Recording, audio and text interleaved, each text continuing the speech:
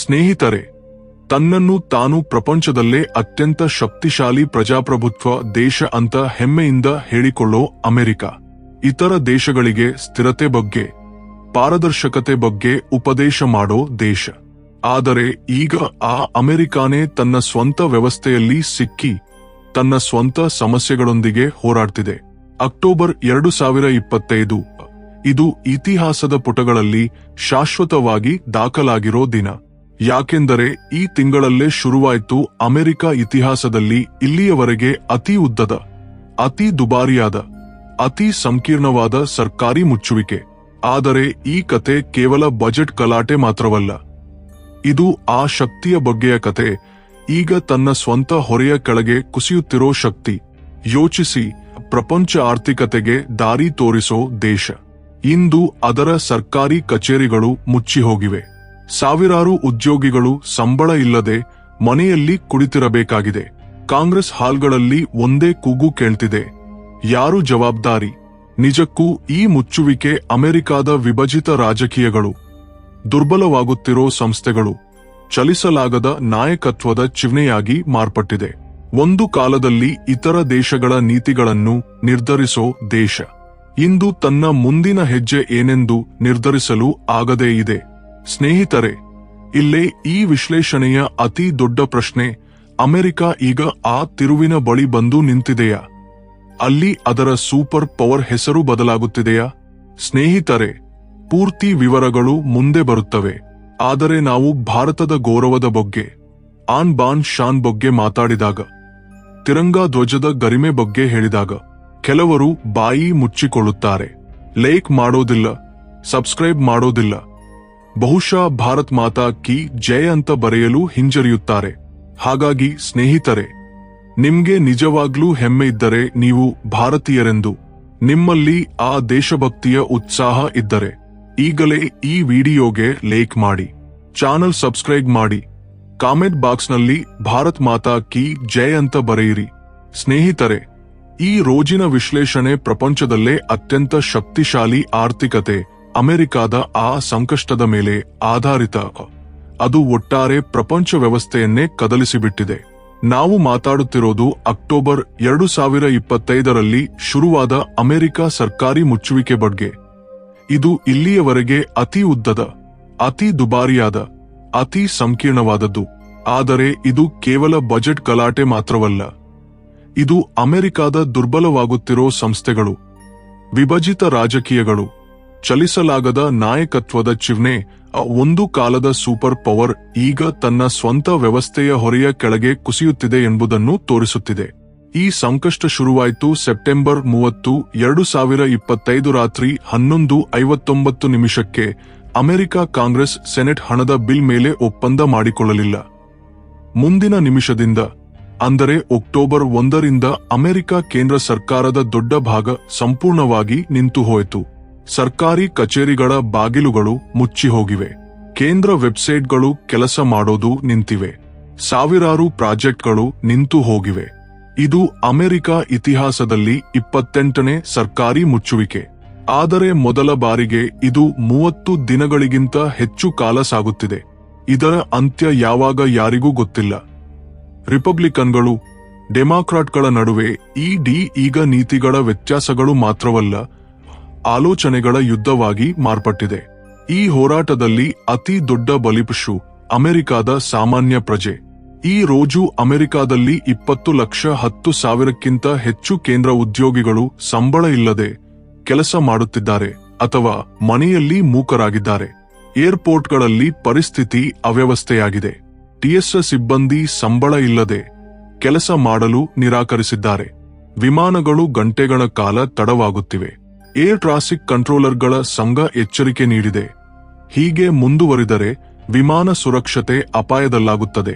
ಇದು ಕೇವಲ ಹಣದ ಸಮಸ್ಯೆ ಮಾತ್ರವಲ್ಲ, ದೇಶದ ಸುರಕ್ಷತೆಯ ಸಮಸ್ಯೆಯೂ ಆಗಿ ಹೋಗಿದೆ.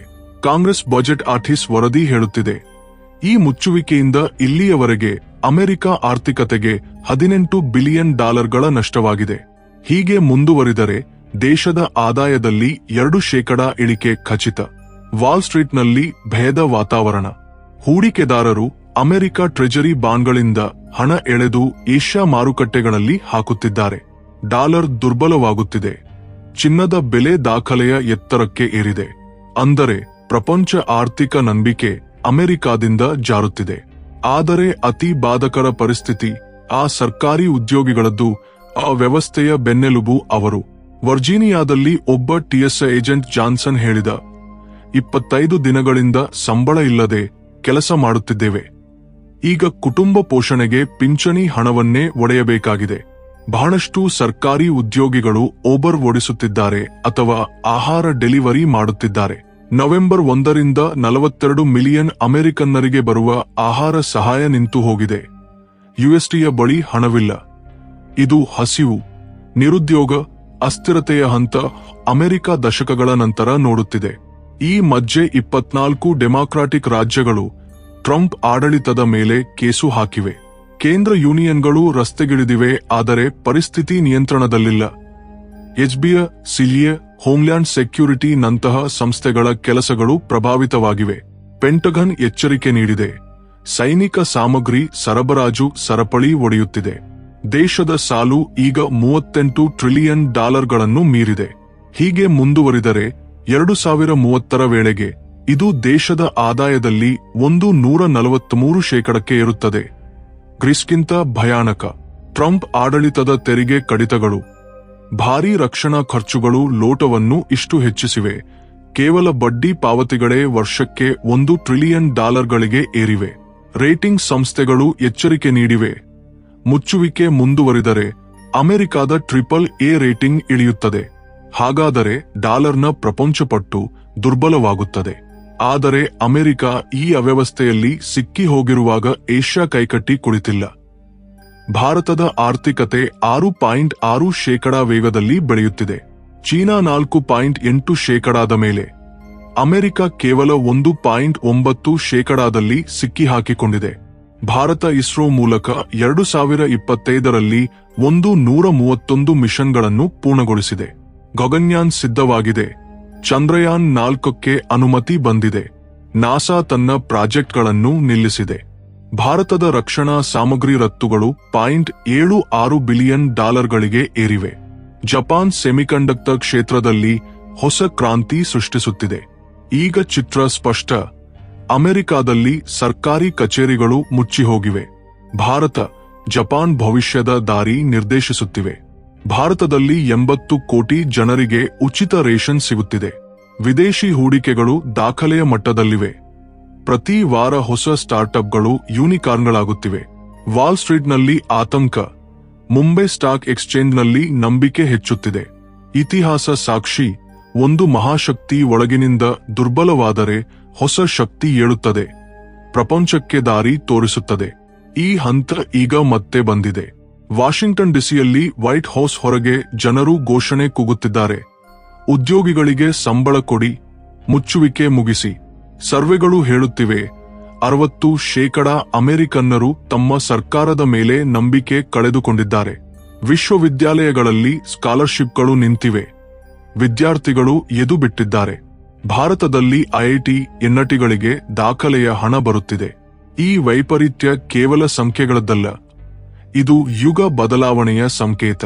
ಸ್ನೇಹಿತರೆ, ಈ ಮುಚ್ಚುವಿಕೆ ಅಂದರೆ ಈ ರಾಜಕೀಯ ಗೊಂದಲ ಕೇವಲ 2 ಪಕ್ಷಗಳ ನಡುವಿನ ಹೋರಾಟ ಮಾತ್ರವಲ್ಲ. ಇದು ಒಂದು ಸಂಪೂರ್ಣ ನಾಗರಿಕತೆಗೆ ಸಂಬಂಧಿಸಿದ ಪರೀಕ್ಷೆ. ಆದರೆ ಇಲ್ಲಿ 2 ಮುಖ್ಯ ಪ್ರಶ್ನೆಗಳು ಬರುತ್ತವೆ. ಒಂದು, ಅಸ್ಥಿರತೆ ಇಲ್ಲದೆ ಪ್ರಜಾಪ್ರಭುತ್ವ ಎಷ್ಟು ಕಾಲ ಬದುಕಬಲ್ಲದು? ಚುನಾವಣೆಗಳು, ಸಂಸ್ಥೆಗಳು, ನ್ಯಾಯ ವ್ಯವಸ್ಥೆ ಇವೆಲ್ಲ ಒಂದಕ್ಕೊಂದು ಸಮತೋಲನದಲ್ಲಿ ಇರಬೇಕು. ಆದರೆ ಈಗ ಅಮೆರಿಕಾದಲ್ಲಿ ಧ್ರುವೀಕರಣ, ಅವಿಶ್ವಾಸ, ಸಂಸ್ಥೆಗಳ ಮೇಲೆ ದಾಳಿಗಳು ದಿನದಿಂದ ದಿನಕ್ಕೆ ಹೆಚ್ಚುತ್ತಿವೆ. ಇದು ಕೇವಲ ರಾಜಕೀಯ ಸಮಸ್ಯೆಯಲ್ಲ, ಇದು ಪ್ರಜಾಪ್ರಭುತ್ವದ ಆತ್ಮಕ್ಕೆ ಅಪಾಯ. 2, ಒಂದು ದೇಶ ತನ್ನ ಒಳಗಿನ ರಾಜಕೀಯ ಗಲಾಟೆಗಳಲ್ಲಿ ಮುಳುಗಿದರೆ ತನ್ನ ಪ್ರಪಂಚ ಪಾತ್ರವನ್ನು ಕಾಪಾಡಿಕೊಳ್ಳಬಲ್ಲದೆ? ಅಮೆರಿಕ ಕಳೆದ 80 ವರ್ಷಗಳಿಂದ ಪ್ರಪಂಚ ನಾಯಕತ್ವ ವಹಿಸುತ್ತಿದೆ. ಆದರೆ ಈಗ ಆ ಜವಾಬ್ದಾರಿಗಳು ಭುಜದಿಂದ ಜಾರುತ್ತಿರುವುದೇ ಎಂಬ ಅನುಮಾನ ಬರುತ್ತಿದೆ. ಇಂತಹ ಸಮಯದಲ್ಲಿ ಭಾರತ, ಜಪಾನ್ನಂತಹ ದೇಶಗಳು ಉತ್ತರಗಳಾಗಿ ಏಳುತ್ತಿವೆ. ಈಗ ನಿಮ್ಮಿಂದ 3 ಪ್ರಶ್ನೆಗಳು. ಮೊದಲನೇದು, ಭಾರತ ಮುಂದಿನ 10 ವರ್ಷಗಳಲ್ಲಿ ಪ್ರಪಂಚದ ನಂಬರ್ 1 ಆರ್ಥಿಕತೆಯಾಗುತ್ತದೆ. ಈಗಾಗಲೇ ನಮ್ಮ ಜಿಡಿಪಿ ವೇಗವಾಗಿ ಬೆಳೆಯುತ್ತಿದೆ. ಯುವ ಜನಸಂಖ್ಯೆ, ಡಿಜಿಟಲ್ ಕ್ರಾಂತಿ, ಸ್ಟಾರ್ಟ್ಅಪ್ ಚಳವಳಿ ಇವೆಲ್ಲ ನಮಗೆ ಅನುಕೂಲ. ಆದರೆ ಮೂಲಸೌಕರ್ಯ, ಶಿಕ್ಷಣ, ಆರೋಗ್ಯ ಕ್ಷೇತ್ರಗಳಲ್ಲಿ ಇನ್ನೂ ಬಹಳಷ್ಟು ಮಾಡಬೇಕು. ಎರಡನೇದು, ಏಷ್ಯಾ ಯುಗ ಶುರುವಾಯಿತೆ. ಚೀನಾ ಆರ್ಥಿಕ ಶಕ್ತಿಯಾಗಿದೆ. ಭಾರತ ರಾಜಕೀಯ ಸಾಂಸ್ಕೃತಿಕ ಶಕ್ತಿಯಾಗಿ ಏಳುತ್ತಿದೆ. ಜಪಾನ್, ದಕ್ಷಿಣ ಕೊರಿಯಾ ತಂತ್ರಜ್ಞಾನದಲ್ಲಿ ಮುಂದಿದೆ. ಏಷ್ಯಾ ದೇಶಗಳು ಈಗ ಪ್ರಪಂಚ ವ್ಯಾಪಾರ, ಆವಿಷ್ಕಾರಗಳಲ್ಲಿ ಕೀಲಕ ಪಾತ್ರ ವಹಿಸುತ್ತಿವೆ. ಇದು ಕೇವಲ ಆರ್ಥಿಕ ಬದಲಾವಣೆಯಲ್ಲ, ಶಕ್ತಿ ಸಮತೋಲನದ ಬದಲಾವಣೆ. ಮೂರನೇದು, ಅಮೆರಿಕ ಈ ಸಂಕಷ್ಟದಿಂದ ಹೊರಬರಲಿದೆಯೇ ಅಥವಾ ಇದು ಅದರ ಪತನದ ಆರಂಭವೇ? ಇತಿಹಾಸದಲ್ಲಿ ರೋಮ್, ಬ್ರಿಟನ್ನಂತಹ ಸಾಮ್ರಾಜ್ಯಗಳು ಒಳಗಿನ ಕಲಹಗಳಿಂದಲೇ ಕುಸಿದವು. ಅಮೆರಿಕ ಈಗ ಆ ದಾರಿಯಲ್ಲಿದೆಯೇ ಅಥವಾ ಅದರ ಸಂಸ್ಥೆಗಳು, ಆವಿಷ್ಕಾರಗಳ ಶಕ್ತಿ ಇದನ್ನು ಮತ್ತೆ ಬಲಪಡಿಸುತ್ತದೆಯೇ? ಇದು ಭವಿಷ್ಯ ನಿರ್ಧರಿಸುತ್ತದೆ. ಸ್ನೇಹಿತರೆ, ನಿಮ್ಮ ಅಭಿಪ್ರಾಯ ಖಂಡಿತ ಹೇಳಿ. ಕಾಮೆಂಟ್ ಮಾಡಿ, ವಿಡಿಯೋ ಲೈಕ್ ಮಾಡಿ, ಶೇರ್ ಮಾಡಿ, ಚಾನಲ್ ಸಬ್ಸ್ಕ್ರೈಬ್ ಮಾಡಿ. ನಿಮ್ಮ ಆಲೋಚನೆಗಳನ್ನು ಚರ್ಚಿಸಿದರೆ ಮಾತ್ರ ಭವಿಷ್ಯ ಸ್ಪಷ್ಟವಾಗುತ್ತದೆ.